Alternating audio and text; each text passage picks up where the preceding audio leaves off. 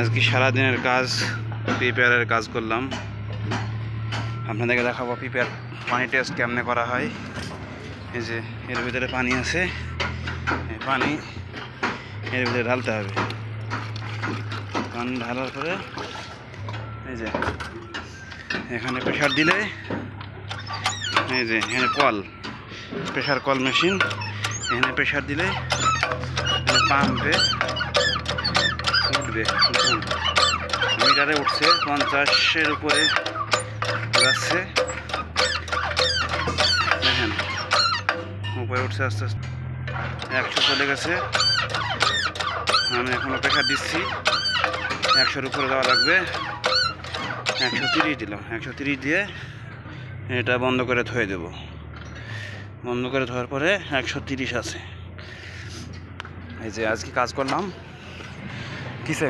কিচেনে রান্নাঘরে এখান থেকে ওইটা মেন লাইন থেকে পানি উঠেছে এখানে।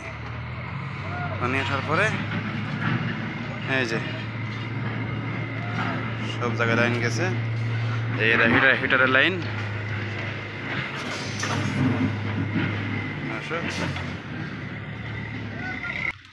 আর এটা টয়লেট। টয়লেটের এখান থেকে পানি মেন লাইন, কিন্তু ওখান থেকে যেখান থেকে আমরা প্রেশার দিচ্ছি ওখানে মেন লাইন থেকে নিচে ফ্লোর নিচের থেকে লাইন হয়েছে, এই যে সব এখানে লাইন হয়েছে। গিজার, শাওয়ার, ঠিক আছে, হিটার সব লাইন হয়েছে এখানে। হ্যাঁ।